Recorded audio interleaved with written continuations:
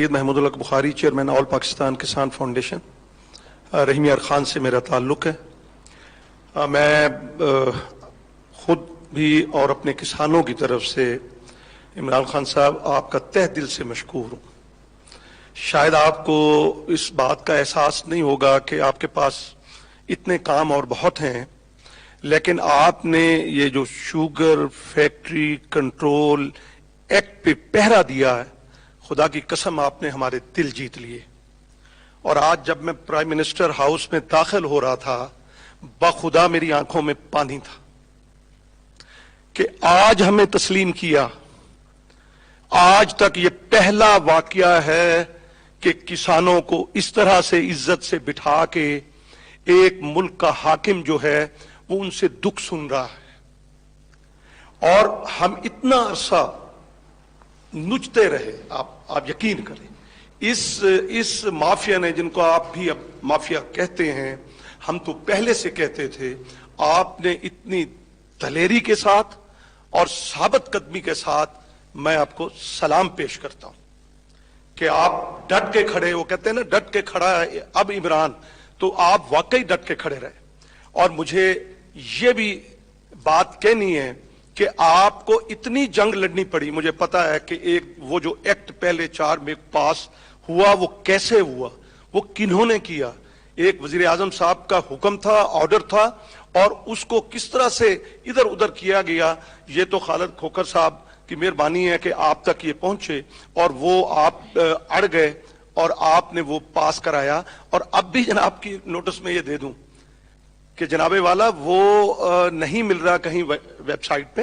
वो एक्ट मिलना चाहिए ना, पास हो गया पंजाब असेंबली से, और उसमें कोई बुराई नहीं है वजीर आजम साहब, कोई बुराई नहीं, उसमें कोई ऐसी चीज नहीं है कि जो वो हमारे शुगर मिल्स के लिए कोई नुकसानदेह हो। किसानों को एतमाद मिला, किसानों को इंतहाई एतमाद मिला।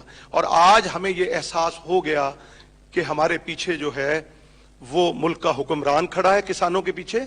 और आप देखिएगा, ये मेहनती लोग हैं सर, ये सब सांपों से भी डसे जाते हैं। ये सख्त 50 डिग्री में खड़े होके, मैंने कहा था कि यहाँ के जो इस्लामाबाद के कुछ दोस्त हैं वो आए, आकर 2 दिन हमारे साथ आकर गुजारें, तो उनको एहसास हो जाएगा कि हम कमाऊ पूत हैं। वज़ीर आज़म साहब, हम कमाऊ पूत हैं, हम रिटर्न देते हैं। जब हमें आप ये इन्वेस्ट करेंगे, जिस तरह खोखर साहब ने कहा कि वो खाद पे मैं ये रिक्वेस्ट करूंगा कि 2500 रुपए अगर आप कर दें तो 8 से 10 करोड़ डीएपी की खपत होती है 2 फसलों पे। आप देखिएगा इनकलाब आ जाएगा, और इतनी फसल होगी कि आप बाहर भी भेजेंगे और यहां भी, और रेट्स भी कम हो जाएंगे। जब चीज ज्यादा होती है तो रेट्स भी कम हो जाते हैं। एक दूसरा मैं जनाब वाला कहूंगा, वो कि कॉटन के हवाले से बात की, तो उसमें हम डिफेंड करते हैं। टीवी टॉक शो में ये भी बैठते हैं, मैं भी बैठता हूं, और हम कहते हैं जी इस हुकूमत ने, मैंने कहा नहीं, वक्त करता है परवरिश बरसों, हादसा एक दिन में रूनुमा नहीं होता। ये तो कई दहाइयों पीछे चले जाएं और ये बर्बादी का तसलसल है।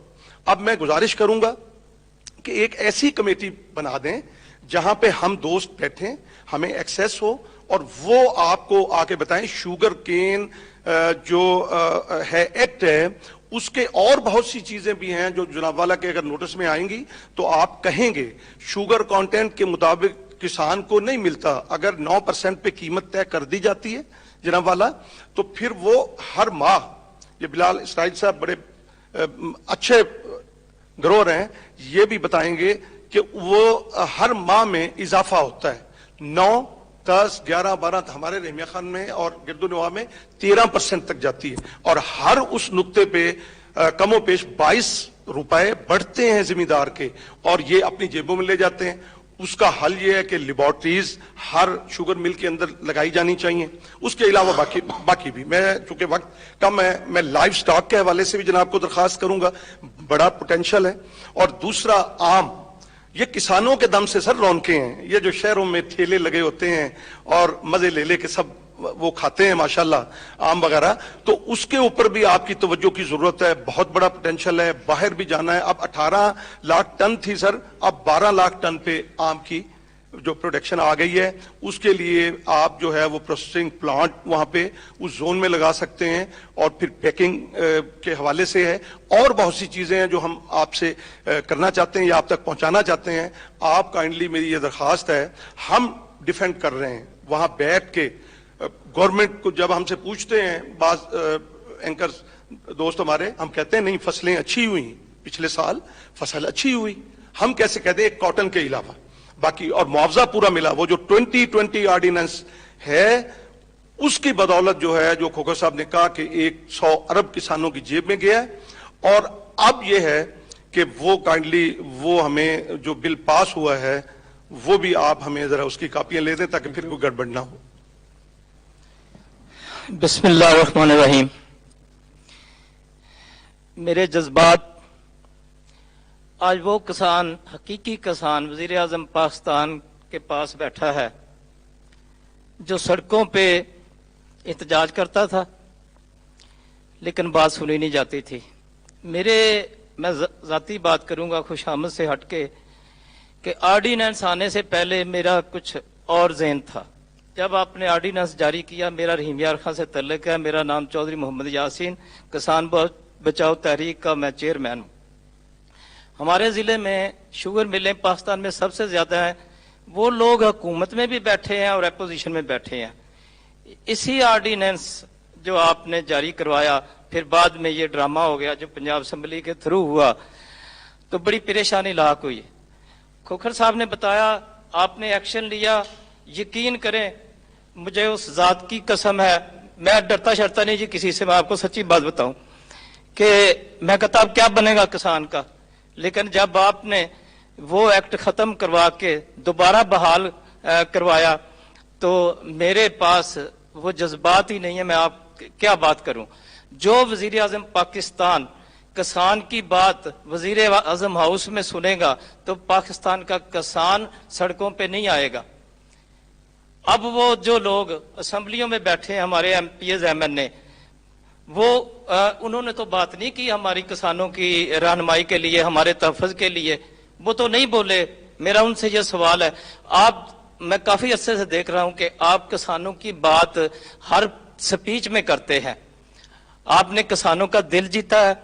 یہ زرعی ملک ہے، میں کیونکہ بات لمبی ہو گئی ہے، سب دوستوں نے کر لی، اس میں آپ زرعی انقلاب لائیں، زرعی ایمرجنسی نافذ کر دیں، باہر کے ملک سے زرعی مشینری کسانوں کو منگوا کے دیں، اس پہ ڈیوٹی فری کر دیں، یہ انقلاب آ جائے گا۔ جیسے آپ کہتے ہیں نا پاکستان اوپر اٹھ جائے گا، میرا ایمان ہے پاکستان اوپر اٹھ جائے گا، ہمارے مشینری سے ہم جدید کاشتکاری کریں گے۔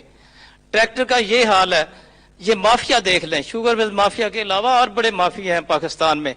ہم زرعی بینک سے ٹریکٹر لیتے ہیں، کوآپریٹو بینک سے قرضے لے کے ٹریکٹر لیتے ہیں، اور سال کے اندر وہ ٹریکٹر کباڑ ہو جاتا ہے، ہم قسطیں دے رہے ہوتے ہیں، اپنی زمینیں بیچ رہے ہوتے ہیں۔